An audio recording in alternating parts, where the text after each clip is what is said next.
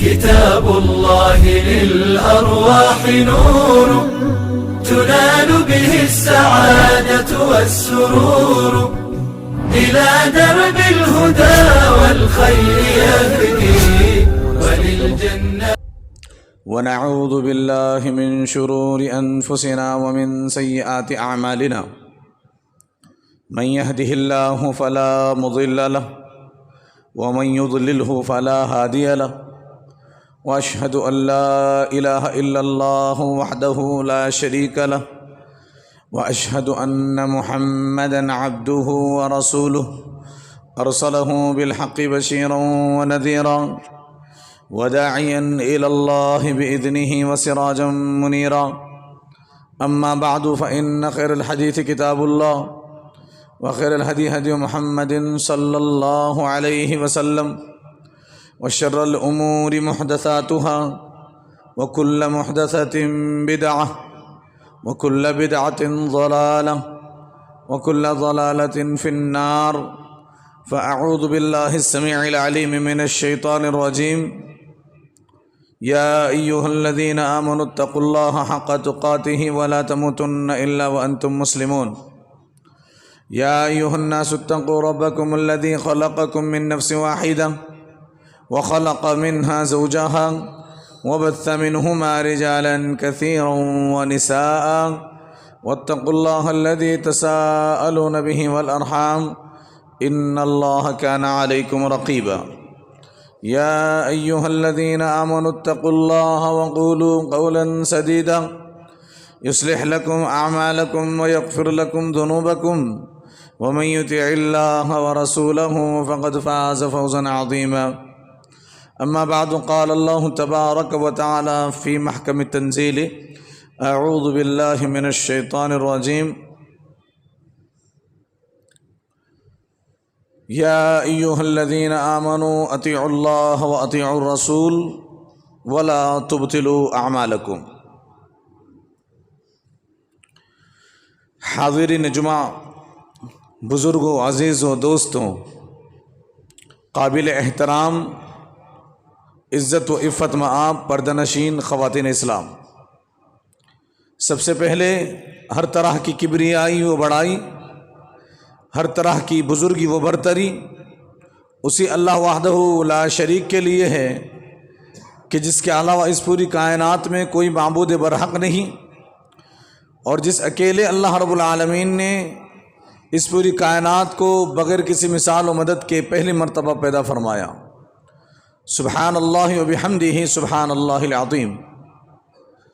اور درود و سلام ہوں تمام انبیاء کرام علیہم الصلاۃ والتسلیم پر، اور خصوصاً میرے اور آپ کے نبی امام الانبیاء، امام کائنات، سرتاج رسول، سید الاولین والآخرین جناب محمد الرسول اللہ صلی اللہ علیہ وآلہ وسلم پر. اللہم صلی علی محمد وعلی آل محمد کما صلیت علی ابراہیم وعلی آل ابراہیم انک حمید مجید. اللہم بارک علی محمد وعلی آل محمد کما بارکت علی ابراہیم وعلی آل ابراہیم انک حمید مجید. آمین. معزز سامعین و سامعات، مختصر حمد و صلوات کے بعد خطبہ جمعہ کی موضوع کی طرف آنے سے پہلے ایک جملے کی میں وضاحت کر دینا چاہتا ہوں. ہمارے یہاں شروع میں کہا جاتا ہے سید الاولین والآخرین، یعنی نبی اکرم صلی اللہ علیہ وسلم کے بارے میں کہ وہ اولین کے اور آخرین کے سردار ہیں. یہ جملہ بالکل درست اور حدیث کے مطابق ہے. اللہ کے نبی صلی اللہ علیہ وسلم نے فرمایا تھا انا سید ولد آدم، کہ میں آدمیت کا یعنی انسانیت کا سردار ہوں، اگلوں کا بھی پچھلوں کا بھی. اللہ کے نبی صلی اللہ علیہ وسلم بابا آدم علیہ السلام سے لے کر کے قیامت کے صبح تک جو آخری انسان آدمی پیدا ہوگا اور مرے گا ان سب کے سردار ہیں. بلکہ اللہ کے نبی صلی اللہ علیہ وسلم نے فرمایا قیامت کے دن ان ساروں کو یعنی ساری انسانیت کو میرے جھنڈے کے نیچے جمع کیا جائے گا. اور ایک حدیث میں یہ بھی ہے کہ اللہ کے نبی صلی اللہ علیہ وسلم فرمایا الحاشر، میرا نام حاشر ہے، جمع کرنے والا، کیونکہ ساری انسانیت میرے دونوں قدموں کے پاس جمع کر دی جائے گی. تو نبی اکرم صلی اللہ علیہ وسلم کو سید الاولین و آخرین کہنا بالکل درست ہے، بلکہ یہ ضروری ہے اللہ کے نبی صلی اللہ علیہ وسلم کے بارے میں کہ وہ پہلوں کے بھی اور آخر کے بھی سردار ہیں۔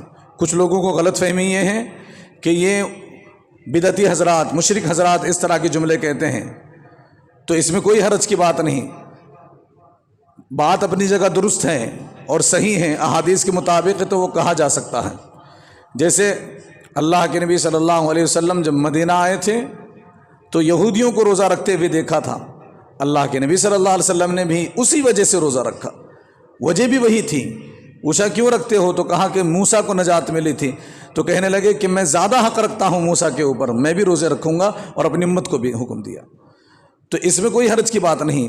پہلی بات ضروری ہے کہ ہم پہلے اپنی شریعت کو سمجھیں، پہلے اپنی باتوں کو سیکھیں۔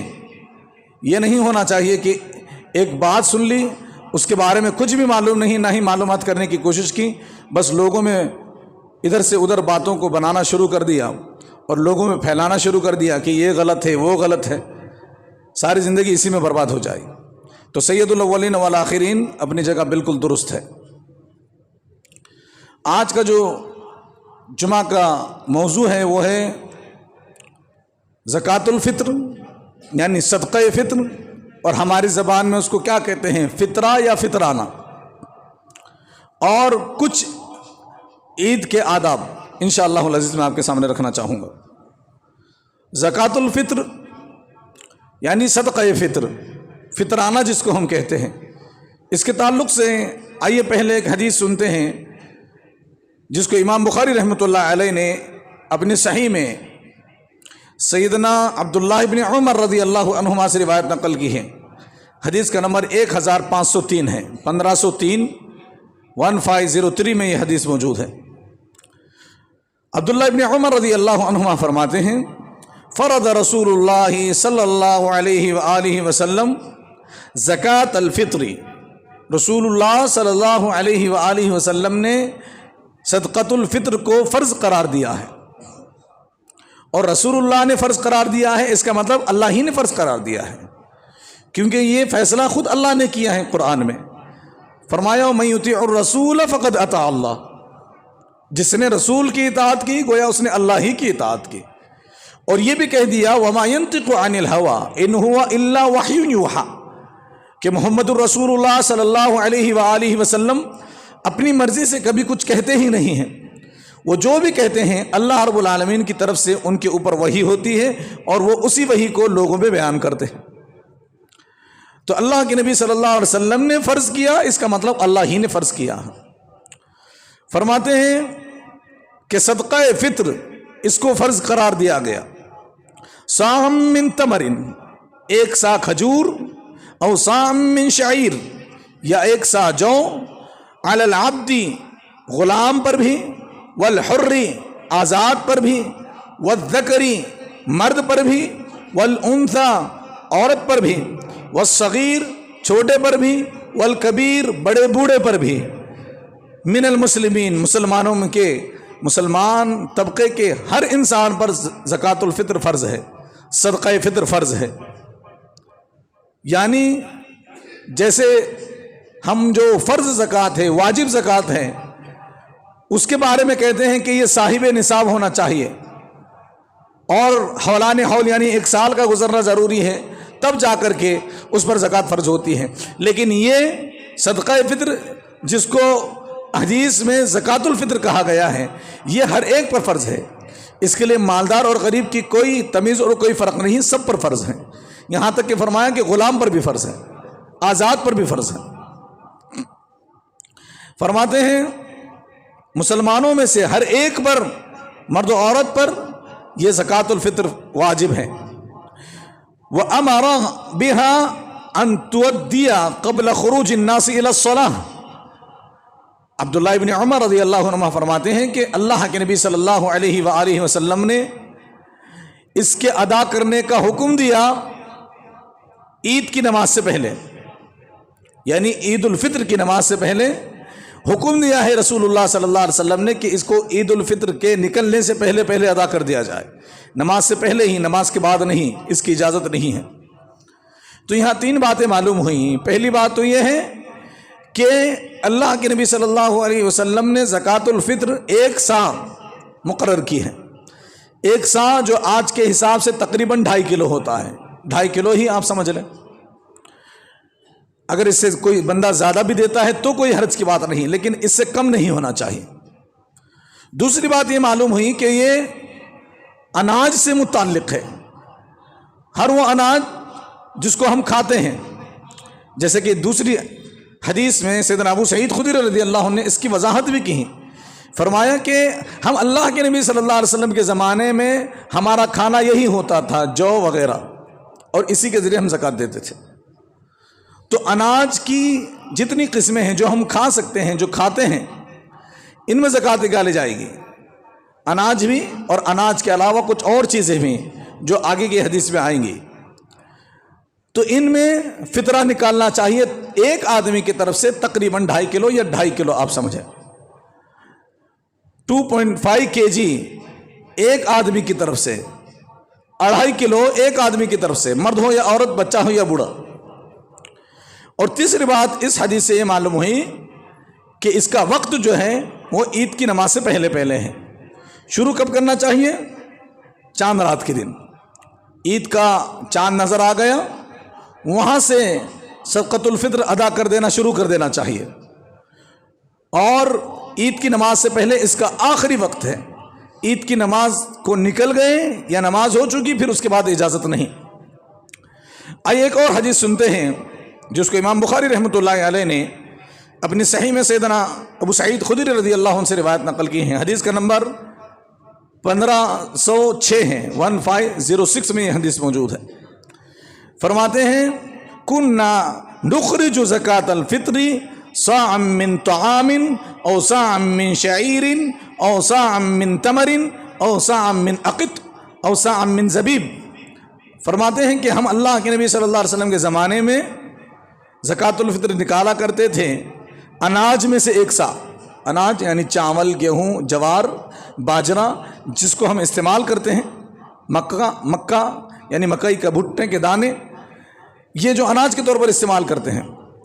اور فرمایا اوساع من شعیر، جو، اوساع من تمر، کھجور کا 1 سا، کھجور بھی 2.5 کلو دیے جا سکتے ہیں۔ اوساع من عقط، پنیر کا 1 سا، پنیر بھی فطرے کے طور پر، صدقہ فطر کے طور پر ادا کیا جا سکتا ہے۔ اوساع من زبیب یا منقع، کشمش، اس کو بھی ہم جو ہے زکوٰۃ الفطر کے طور پر نکالا کرتے تھے۔ تو منقع یا پنیر یا کھجور، یہ تینوں بھی اناج کے علاوہ ہیں، لیکن ان کو بھی زکوٰۃ الفطر کے طور پر اللہ کے نبی صلی اللہ علیہ وسلم کے زمانے میں نکالا جاتا تھا۔ ایک اور روایت ہے جس کو امام ابو داؤد رحمۃ اللہ علیہ لے کر کے آئے ہیں سیدنا عبداللہ بن عباس رضی اللہ عنہ کے حوالے سے۔ حدیث کا نمبر 1609 ہے، 1609 میں یہ حدیث موجود ہے۔ فرماتے ہیں اللہ کے نبی صلی اللہ علیہ وسلم کے بارے میں فرض رسول اللہ صلی اللہ علیہ وسلم زکاۃ الفطر طہرۃ للصائم من اللغو والرفث وطعمۃ للمساکین۔ فرمایا کہ رسول اللہ صلی اللہ علیہ وآلہ وسلم نے فطرانہ صدقۃ الفطر، اور اسی کا نام زکاۃ الفطر بھی ہے، اس کو ہم فطرہ کہتے ہیں۔ فطرہ اللہ کے نبی صلی اللہ علیہ وآلہ وسلم نے فرض قرار دیا ہے۔ کیوں؟ طہرۃ للصائم من اللغو والرفث، روزے دار جو مہینہ بھر روزہ رکھ چکا ہے، اس کے روزے میں اگر کہیں کوئی لغو چیز ہو گئی، انسان ہونے کے ناطے اگر کوئی غلطی ہو گئی، کوئی گناہ کا کام ہو گیا، والرفث، اور بیہودہ باتیں ہو گئیں، لا یعنی چیزیں اس سے سرزد ہو گئیں، اس کو نہیں کرنے چاہیے تھے روزے کے ایام میں، اس نے کر لیے، تو جو گناہ، جو خامیاں، جو غلطیاں اس نے روزے کی حالت میں کی، اور یاد رہے اس سے مراد صغیرہ گناہ ہے، کبیرہ نہیں، چھوٹی چھوٹے جو غلطیاں روزے کی حالت میں نہیں کرنا چاہیے تھا، آدمی نے کر لیا، تو رسول اللہ صلی اللہ علیہ وسلم نے اس کو زکوٰۃ الفطر کو اسی لیے فرض قرار دیا ہے تاکہ یہ روزے دار کی جو کمیاں خامیاں ہیں اس کی بھرپائی ہو جائے، اس کی تلافی ہو جائے۔ اللہ رب العالمین ان کمیوں کو ہٹا دے اس صدقے کی وجہ سے، اس فطرے کی وجہ سے۔ لہٰذا ہم اور آپ کو ہر حال میں صدقہ فطر دینا چاہیے. ایک تو یہ فرض ہے اور دوسرا یہ اس لیے بھی ہمارے لیے ضروری ہے کیونکہ ہم نے رمضان بھر کے روزے رکھے ہیں الحمدللہ، اور ہم چاہتے ہیں کہ ہمارے روزوں کی قیمت ملے اور اس میں کسی طرح کی کوئی کمی باقی نہ رہے، کسی طرح کی کوئی کجی، کوئی خلش نہ رہے، بھرپور ہمارے روزے اللہ کے ہاں مقبول ہوں. تو پھر ایسی صورت میں ہمیں زکوٰۃ الفطر دینا پڑے گا.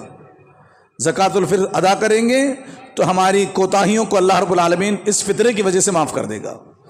اور دوسری وجہ، ایک تو روزہ رکھنے والے کے اگر کوئی کوتاہی ہو چکی تو وہ کوتاہی دور ہو جاتی ہے، اور دوسرا ہے وہ طعمۃ للمساکین، مسکینوں کو کھانا مل جاتا ہے. یعنی کہ آدمی جب زکوٰۃ فطرے کے طور پر نکالے گا، مثال کے طور پر ایک گھر میں کئی افراد رہتے ہوں اور وہ اپنے سارے گھر والوں کا فطرہ نکال کر کے کسی ایک مسکین کے گھر پہنچا دیتا ہے، تو پھر اس کے گھر کا تو راشن بیٹھ گیا، اس آدمی کے گھر میں کھانا آ گیا. جو عید کے کھانے کے بارے میں سوچ رہا تھا کہ میں کیا کھاؤں اور اپنے بچوں کو کیا کھلاؤں، اس کے گھر میں کھانے کا انتظام ہو گیا. مسکین آدمی کو کھانا پہنچانا اور روزے دار کے روزوں کی کوتاہیوں کا کفارہ اسی صدقہ فطر کے ذریعے کیا جا سکتا ہے، لہٰذا صدقہ فطر واجب ہے. ایک اور حدیث سنتے ہیں جس کو امام ابو داؤد رحمۃ اللہ علیہ نے اپنی سنن میں سیدنا عبداللہ ابن عباس رضی اللہ عنہما سے روایت نقل کی ہے. حدیث کا نمبر 1609 ہے، 1609 میں یہ حدیث موجود ہے. عبداللہ ابن عباس رضی اللہ عنہما فرماتے ہیں من اداہا قبل الصلاۃ فہی زکوۃ مقبولہ، جس کسی نے فطرے کو عید کی نماز سے پہلے ادا کیا اس کا فطرہ قبول ہو جائے گا، اس کا فطرہ ادا ہو چکا، اللہ کے یہاں قبول ہوگا انشاءاللہ. لیکن ومن اداہا بعد الصلاۃ فہی صدقۃ من الصدقات، جو عید کی نماز کے بعد اگر فطرانہ ادا کرنے کی کوشش کرتا ہے تو پھر ایسے آدمی کا وہ زکوٰۃ الفطر ادا نہیں ہوگا، صدقہ فطر ادا نہیں ہوگا، عام صدقہ ہو جائے گا، نفلی صدقہ اس کا ہو جائے گا. اور پھر زکوٰۃ الفطر چونکہ واجب ہے، فطرہ چونکہ ادا کرنا واجب ہے، فطرہ واجب کو ادا نہ کرنے کی وجہ سے وہ گنہگار بھی ہوگا اللہ کی نظر میں. تو لہٰذا معلوم یہ ہوا کہ عید کی نماز سے پہلے ہم اور آپ کو چاہیے کہ ہم صدقہ فطر ادا کر دیں، کسی طرح کی کوئی اس میں دیر نہ کریں، تاخیر نہ کریں. اور یہ مسائل اسی لیے قبل از وقت بتا دیے جاتے ہیں تاکہ اس میں کسی طرح کی کوئی کوتاہی نہ ہو. ہم اور آپ کیا کرتے ہیں، اپنے کپڑوں اور اپنے بناؤ سنگھار اور اپنے گھر کی آرائش، گھر کو سجانے میں اتنا مہو ہو جاتے ہیں، اتنا لگ جاتے ہیں کہ زکوٰۃ الفطر ہمیں یاد نہیں رہتا. عین وقت صبح آپ مثال کے طور پر 7 ساڑھے 7 بجے اگر نماز ہے اس وقت گھوم رہے ہیں کہ کوئی صدقہ لینے والا مل جائے تو اچھی بات ہے. تو ایسا نہیں کرنا چاہیے. رات سے وقت ہے، پہلے فرض ادا کر دیا جائے، بعد میں پھر یہ سب جو بھی جتنی ضروریات ہے اس کو بعد میں ادا کر دیا جائے. یہ تو صدقۃ الفطر کے تعلق سے کچھ ضروری باتیں تھیں. آئیے آداب عید کے تعلق سے کچھ باتیں میں آپ کے سامنے رکھنا چاہوں گا. سب سے پہلا ادب یہ ہے عید کا کہ جہاں شوال کا چاند دکھا، عید کا چاند دکھا مغرب میں، وہاں سے تکبیرات پڑھنا شروع کر دینا چاہیے. اللہ رب العالمین نے کیا فرمایا، لِتُكْمِلُوا الْعِدَّةَ وَلِتُكَبِّرُوا اللَّهَ عَلَى مَا هَدَاكُمْ وَلَعَلَّكُمْ تَشْكُرُونَ. عدت مکمل ہو گئی، یعنی رمضان مکمل ہو چکا، اب چاند دیکھ لیا ہے، اب پھر یہاں سے کیا کرنا ہے، تکبیرات پڑھنا ہے. تکبیرات ہم اور آپ کو معلوم ہے، اللہ اکبر اللہ اکبر لا الہ الا اللہ اللہ اکبر وللہ الحمد. یا شروع میں 3 مرتبہ اللہ اکبر، دونوں طرح کی روایت موجود ہیں. تو بہرحال تکبیرات پڑھنے چاہیے. کب سے؟ شوال کا چاند دیکھنے سے لے کر کے جہاں کہیں ہم پڑھ سکتے ہوں، پاک جگہ پر، گھر میں، مسجد میں ہمیں تکبیرات پڑھتے رہنا چاہیے. دوسرا ادب یہ ہے کہ موطا امام مالک میں اور دیگر کتابوں میں یہ بات موجود ہے کہ رسول اللہ صلی اللہ علیہ وسلم نے عید کے دن خوشبو لگانا اور غسل کرنے کو پسند فرمایا ہے. اسی طرح سے عید کے دن عید کی نماز کو نکلنے سے پہلے طاق عدد میں کھجوریں کھانا یہ بھی مسنون عمل ہے. اس کے تعلق سے آئی حدیث سنتے ہیں. امام بخاری رحمۃ اللہ علیہ نے اپنی صحیح میں سیدنا انس ابن مالک رضی اللہ عنہ سے روایت نقل کی ہیں. حدیث کا نمبر 953 ہے، 953 میں یہ حدیث موجود ہے۔ فرماتے ہیں کان رسول اللہ صلی اللہ علیہ وسلم لا یغدو یوم الفطر حتی یأکل تمرات ویأکلہن وطرا، کہ اللہ کے نبی صلی اللہ علیہ وسلم عید الفطر کے دن اس وقت تک صبح سویرے باہر نہیں آتے تھے، عید الفطر کو نہیں جاتے تھے جب تک کہ رسول اللہ صلی اللہ علیہ وسلم کھجورے نہیں کھا لیتے، اور فرمایا وَيَأْكُلُهُنَّ وِتْرًا، اللہ کے نبی صلی اللہ علیہ وسلم طاق عدد میں کھاتے تھے، 1 3 5 اس طرح اللہ کے نبی صلی اللہ علیہ وسلم کھجورے کھا کر کے عید الفطر کو نکلا کرتے تھے۔ تو معلوم یہ ہوا کہ یہ سنت ہے۔ اسی طرح سے عید الفطر کو اگر پیدل جایا جا سکتا ہو تو پیدل جانا ہی سب سے اچھا ہے، نہیں اگر بہت زیادہ دور ہے جیسے ہمارے ہاں آج کل مسائل ہیں تو پھر انشاءاللہ سواری کا استعمال کیا جا سکتا ہے، لیکن پیدل جانا اس کے تعلق سے اللہ کے نبی صلی اللہ علیہ وسلم کی حدیث ہے جس کو امام ابن ماجہ نے اپنی سنن میں سیدنا عبداللہ ابن عمر رضی اللہ عنہما سے روایت نقل کی ہے، حدیث کا نمبر 1294 ہے، 1294 میں یہ حدیث موجود ہے۔ فرماتے ہیں کان رسول اللہ صلی اللہ علیہ وسلم یخرج الی العید ماشیا ویرجع ماشیا، اللہ کے نبی صلی اللہ علیہ وسلم عید کو نکلتے تو چلتے جاتے اور آتے تو بھی چلتے آتے۔ پیدل جانا اور پیدل آنا یہ مسنون عمل ہے، سنت ہے، لیکن بہت زیادہ دور ہو تو سواری کا استعمال کرنے میں کوئی حرج کی بات نہیں۔ اسی طرح سے عورتوں کا عیدگاہ جانا کیسا ہے؟ تو یاد رہے عورتوں کو بھی عیدگاہ جانا چاہیے، شریعت نے عورتوں کو بھی عیدگاہ کو بلایا ہے۔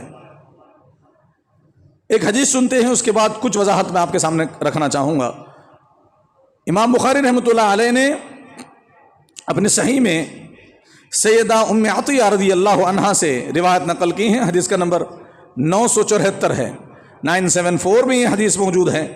ام عطیہ رضی اللہ عنہا فرماتی ہیں قالت امرنا ان نخرج العواتق وذوات الخدور، فرمایا اللہ کے نبی صلی اللہ علیہ وسلم نے ہمیں حکم دیا ہے کہ ہم دوشیزائیں یعنی عورتیں ہم نکلیں، وذوات الخدور اور پردے والی عورتیں، ہو سکتا ہے تھوڑی بڑی عورتوں کے بارے میں ہو، یعنی ساری عورتیں نکلیں۔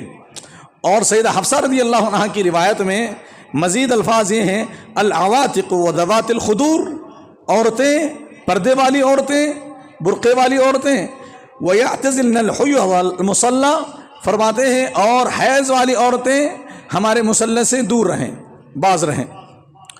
یعنی اللہ کے نبی صلی اللہ علیہ وسلم عام عورتوں کو حکم دے رہے ہیں، اور جو خواتین پردے کی عمر کو پہنچ چکی ہیں یعنی بالغ ہو چکی ہیں جو لڑکیاں، ان کو بھی حکم دے رہے ہیں، اور ساتھ ہی ساتھ حائضہ عورتوں کو بھی حکم دیا جا رہا ہے کہ وہ بھی عیدگاہ کو آئیں، لیکن عیدگاہ سے دور رہیں، جہاں پر نماز پڑھنے والا حصہ ہے اس سے دور رہیں، اور مسلمانوں کی دعاؤں میں البتہ ضرور شریک ہوں جیسا کہ روایت میں موجود ہے۔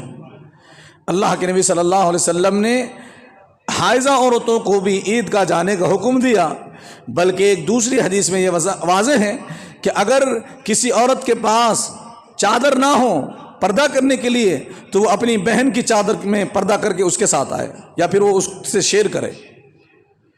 تو یاد رہے اللہ کے نبی صلی اللہ علیہ وسلم نے یہاں کچھ باتیں بتائی ہیں کہ حائضہ عورت ہو تب بھی آئے، پردہ نہ ہو، انتظام نہ ہو تب بھی وہ استعمال کرے۔ ظاہری طور پر تو ایسا لگتا ہے گویا یہ واجب ہے، ایسا لگتا ہے گویا یہ ضروری ہے کہ اتنے ساری شرائط کے ساتھ بھی اللہ کے نبی صلی اللہ علیہ وسلم بلا رہے ہیں، لیکن یاد رہے یہ مسنون ہے، مستحب عمل ہے۔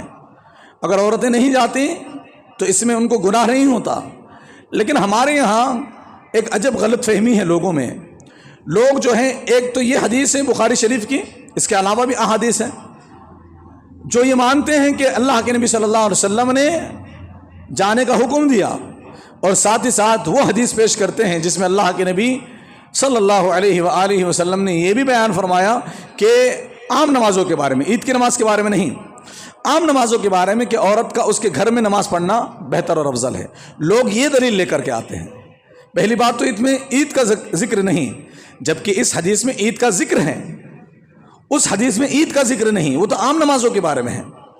اور دوسری بات یہ ہے کہ آپ اگر یہ کہتے ہیں کہ عورتوں کا ان کے گھر میں نماز پڑھنا افضل اور بہتر ہے، جو کہ صحیح بات ہے، بالکل درست ہے، عورتیں اپنے گھر میں نماز پڑھیں یہ زیادہ بہتر ہے، اس میں کوئی دو رائے نہیں، صحیح حدیث ہے، لیکن اس حدیث کا اور ان احادیث کا کیا کیا جائے گا جس میں رسول اللہ صلی اللہ علیہ وسلم نے فرمایا لا تمنعوا اماء اللہ مساجدہ، کہ اللہ کی بندیوں کو اللہ کے گھر مسجد جانے سے نہ روکو۔ بخاری کی حدیث نمبر 900 ہے۔ اللہ کے نبی صلی اللہ علیہ وسلم نے منع کیا ہے مردوں کو کہ وہ عورتوں کو نہ روکیں، تو ان کا کیا مطلب ہے؟ تو معلوم یہ ہوا کہ عورتوں کا گھر میں پڑھنا بہتر ہے، لیکن اگر عورتیں جانا چاہتی ہیں مسجد کو یا عیدگاہ کو تو جانے دینا چاہیے، انتظام کرنا چاہیے۔ لیکن ہمارے یہاں کیا کرتے ہیں، ایک حدیث کو سختی سے لے رہے ہیں اور دوسری حدیث کو سختی سے چھوڑ دے رہے ہیں، جبکہ میں آپ کو انصاف کی بات یہ بتا رہا ہوں کہ دونوں اور تینوں حدیثوں کو لیا جائے گا۔ یعنی گھر میں پڑھنے والی بات بھی بالکل درست ہے، جو گھر میں پڑھنے چاہتی ہیں گھر میں پڑھے، عید کی نماز نہیں، عام نمازوں کی بات ہو رہی ہے۔ عید کی نماز تو باجماعت عیدگاہ میں ہی ہوگی اور مرد کی امامت میں ہوگی۔ اور دوسری بات کہ اگر کوئی عورت مسجد عام نمازوں کے لیے آنا چاہتی ہے، فجر، ظہر، عصر، مغرب، عشاء، تو اس کا انتظام تو ہونا چاہیے نا، کیونکہ اگر ایک حدیث کو پکڑ کر کے بیٹھ جائیں گے تو اس حدیث کا کیا کریں گے جس میں اللہ کے نبی صلی اللہ علیہ وسلم نے مسجد جانے کی اجازت دی ہے۔ سیدہ عائشہ صدیقہ رضی اللہ عنہ فرماتی ہیں کہ ہم اللہ کے نبی صلی اللہ علیہ وسلم کے زمانے میں مسجد میں مردوں کے ساتھ نمازیں پڑھا کرتی تھیں، یشہدنا مع رسول اللہ کے نبی صلی اللہ علیہ وسلم کے ساتھ ہم حاضر ہوتے تھے۔ مردوں کے ساتھ کا مطلب ہے کہ ایک ہی مسجد میں اللہ کے نبی صلی اللہ علیہ وسلم، صحابہ اور خواتین سب نماز پڑھا کرتے تھے۔ تو بہرحال احادیث کو ویسے سمجھنا چاہیے جیسے اسلاف نے سمجھا ہے، جیسے صحابہ نے سمجھایا۔ اپنی منمانی یا اپنا گزشتہ ماضی اس کو صحیح کرنے کے چکر میں یا اپنے بزرگوں کی بات کو اٹل بتانے کے چکر میں احادیث میں ہیر پھیر کرنے کی قطعاً کسی کو اجازت نہیں۔ خواتین عیدگاہ جا سکتی ہیں، جانا چاہیے، اللہ کے نبی صلی اللہ علیہ وسلم نے باقاعدہ اس میں تاکید بیان فرمائی ہے، تو ایسا کیا جا سکتا ہے۔ اسی طرح سے نماز عیدگاہ میں پڑھنا افضل ہے، مساجد سے زیادہ بہتر کیا ہے کہ عیدگاہ میں جا کر کے نماز پڑھی جائے۔ آئیے اس کے تعلق سے حدیث سنتے ہیں۔ امام بخاری رحمۃ اللہ علیہ نے اپنی صحیح میں سیدنا ابو سعید خدری رضی اللہ عنہ سے روایت نقل کی، حدیث کا نمبر 956 ہے، 956 میں یہ حدیث موجود ہے۔ فرماتے ہیں ابو سعید خدری رضی اللہ عنہ کان رسول اللہ صلی اللہ علیہ وسلم یخرج یوم الفطر والاضحى الى المصلی، اللہ کے نبی صلی اللہ علیہ وسلم فطر ہو یا عید قربہ ہو یعنی عید الاضحیٰ ہو، ان دونوں ہی عیدوں میں نبی اکرم صلی اللہ علیہ وسلم عیدگاہ نکلتے تھے۔ فاول شیء یبدأ به الصلاۃ، اللہ کے نبی صلی اللہ علیہ وسلم عیدگاہ پہنچنے کے بعد سب سے پہلے کیا کرتے تھے؟ نماز پڑھاتے تھے، نماز کے ذریعے شروعات کرتے تھے عید کی۔ نماز پڑھا لی، ثم ينصرف، پھر اللہ کے نبی صلی اللہ علیہ وسلم سلام پھر کر کے فیقوم، کھڑے ہوتے تھے مقابل الناس، لوگوں کے برابر، اور والناس جلوس، لوگ بیٹھے ہوئے رہتے تھے۔ فرماتے ہیں اللہ کے نبی صلی اللہ علیہ وسلم والناس جلوسا علی صفوفہم، اپنی ہی صفوں میں لوگ بیٹھے ہوئے ہوتے تھے۔ فیعظہم ویوصیہم ویأمرہم، اللہ کے نبی صلی اللہ علیہ وسلم ان کو نصیحت فرماتے، وصیت فرماتے، اور کسی بات کا حکم دینا ہو تو اللہ کے نبی صلی اللہ علیہ وسلم حکم دے دیتے تھے۔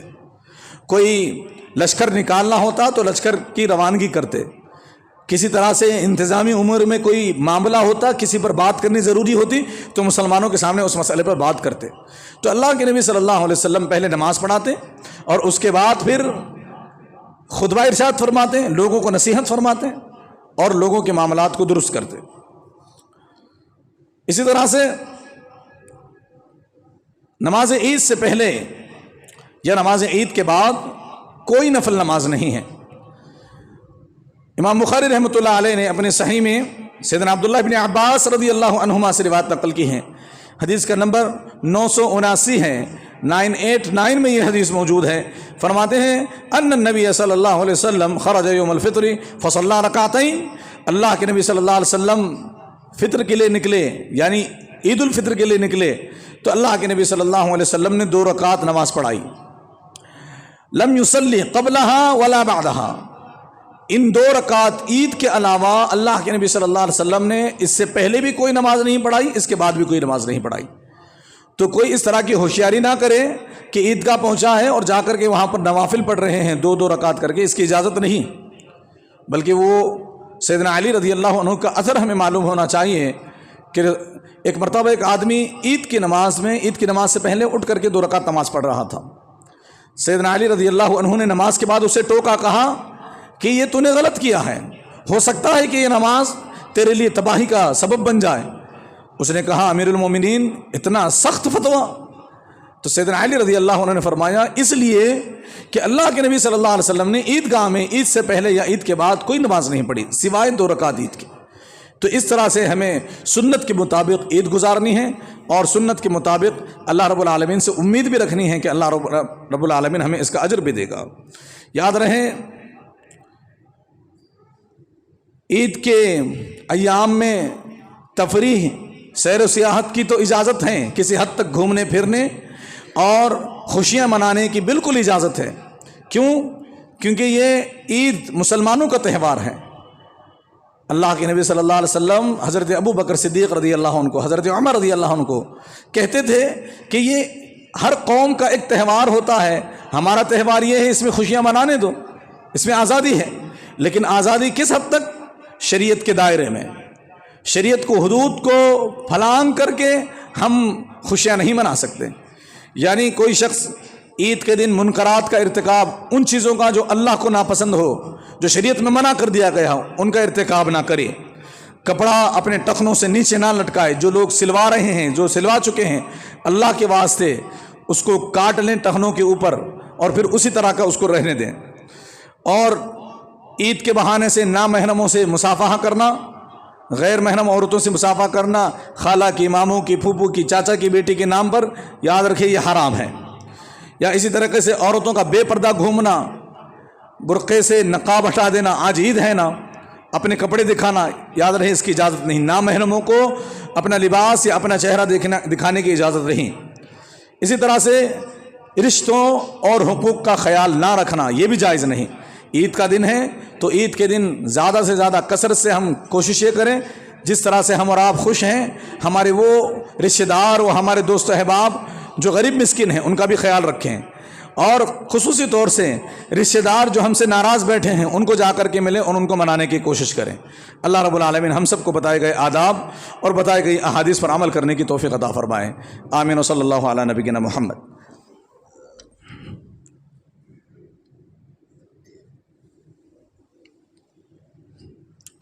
الحمدللہ رب العالمین والصلاة والسلام علی اشرف الانبیاء والمرسلین وعلی آلہ وصحبہ اجمعین ومن تبعہم بإحسان الی یوم الدین، اما بعد، اعوذ باللہ من الشیطان الرجیم، ان اللہ وملائکتہ یصلون علی النبی یا ایھا الذین آمنوا صلوا علیہ وسلموا تسلیما، اللہم صل علی محمد وعلی آل محمد کما صلیت علی ابراہیم وعلی آل ابراہیم انک حمید مجید، اللہم بارک علی محمد وعلی آل محمد کما بارکت علی ابراہیم وعلی آل ابراہیم انک حمید مجید، آمین۔ اعوذ باللہ من الشیطان الرجیم، ان اللہ یأمر بالعدل والإحسان وإیتاء ذی القربى وینہی عن الفحشاء والمنکر والبغی یعظکم لعلکم تذکرون، اذکروا اللہ یذکرکم وادعوہ یستجب لکم ولذکر اللہ اکبر واللہ یعلم ما تصنعون۔